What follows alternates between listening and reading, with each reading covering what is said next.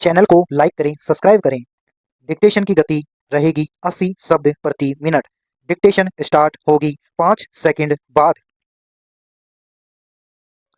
वर्तमान याचिकाकर्ताओं का तर्क यह है कि यह जमीन के विवाद से संबंधित मामला है जो भगवान साई की है। Full stop. विवाद खसरा नंबर 249 को लेकर है।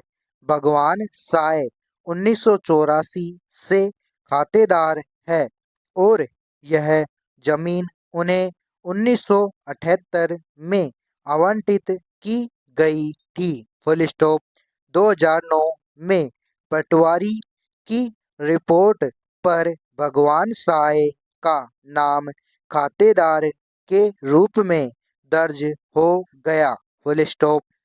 15/6/2009 को भगवान साय ने इस जमीन को वर्तमान याचिकाकर्ता मंजू अग्रवाल को खसरा नंबर 250 और 251 के साथ पंजीकृत विक्रय पत्र के माध्यम से बेच दिया और उसके बाद 24/6/2009 को यह जमीन पंजीकृत विक्रय पत्र के माध्यम से गिरिराज गौतम को बेच दी गई है।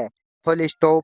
वर्ष 1982 में खसरा नंबर 103 और 106 की जमीन कृषि विपणन बोर्ड को आवंटित की गई थी, लेकिन कुछ गलती के कारण उन्होंने खसरा नंबर 249 पर निर्माण कर लिया। Full stop. इस पृष्ठभूमि में सरपंच ग्राम पंचायत मंडिता पंचायत समिति सांगोद जिला कोटा द्वारा 17/7/2009 को FIR दर्ज कराई गई है, जिसमें कहा गया है कि पंचायत के पास खसरा संख्या 256 और 259 की भूमि पर स्वामित्व और कब्जा है। Full stop. वर्तमान याचिकाकर्ताओं ने भूमि पर अतिक्रमण किया है और संपत्ति पर निर्माण को भी नुकसान पहुंचाया है। Full stop. जांच के बाद आरोप पत्र दायर किया गया है कि और वर्तमान याचिकाकर्ताओं पर उपरोक्त अपराधों के लिए आरोप लगाए गए हैं। Full stop. पैरा। वर्तमान याचिकाकर्ताओं का दूसरा तर्क यह है कि राजस्व रिकॉर्ड में खसरा नंबर 249 की भूमि भगवान साय की है। Full stop.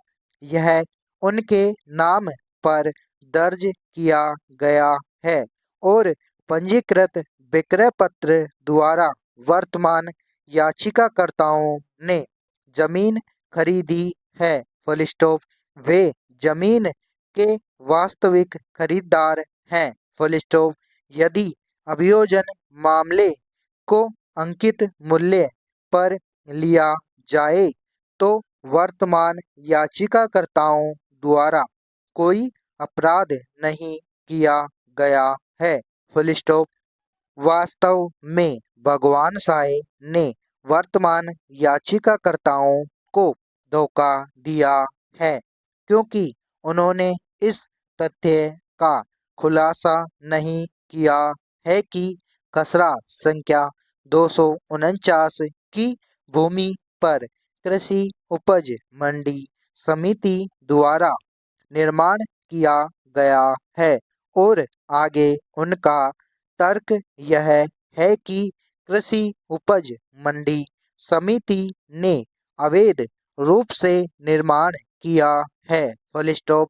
खसरा नंबर 249 पर जो भगवान साय के स्वामित्व की भूमि है और अपनी जान बचाने के लिए यह झूठी प्राथमिकी दर्ज कराई गई है। Full stop.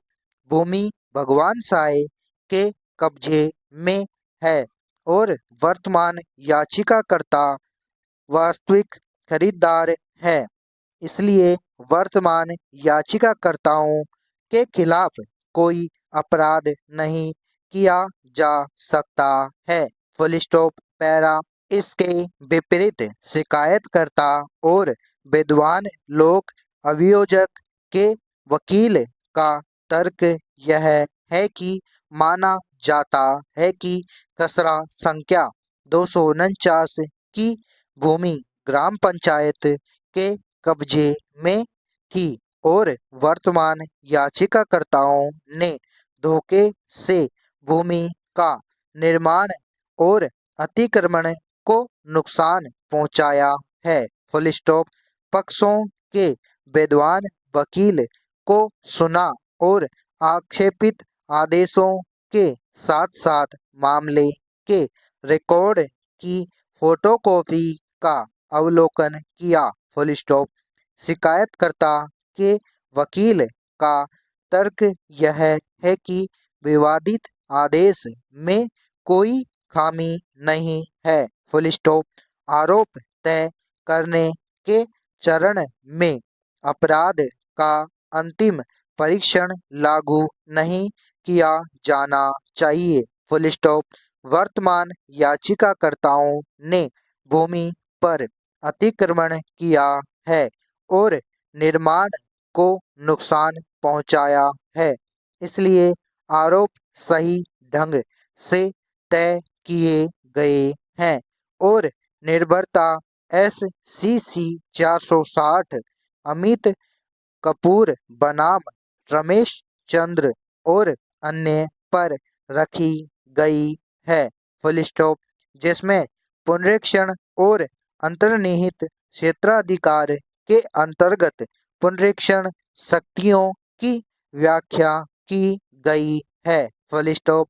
इसमें कोई विवाद नहीं है कि मामले के रिकॉर्ड और उसके समक्ष प्रस्तुत दस्तावेजों पर विचार करने पर यदि न्यायालय को पता चलता है कि कोई अपराध नहीं बनता है तो न्यायालय आरोपी को आरोप मुक्त कर सकता है। लेकिन यहाँ वर्तमान मामले में शिकायतकर्ता का तर्क है यह है कि वर्तमान याचिकाकर्ताओं के खिलाफ पर्याप्त सबूत हैं और उन्होंने उस जमीन पर कब्जा कर लिया है जो ग्राम पंचायत के कब्जे में थी और निर्माण को नुकसान पहुंचाया था। Full stop. शिकायतकर्ता के वकील का यह भी कहना है कि खसरा नंबर 256 और 259 पर भी वर्तमान याचिकाकर्ताओं ने अतिक्रमण किया है, लेकिन SDM सगोड़ की रिपोर्ट से स्पष्ट है कि विवाद केवल खसरा नंबर 249 को लेकर है और खसरा नंबर 256 का कोई संदर्भ नहीं है। Full stop. समाप्त।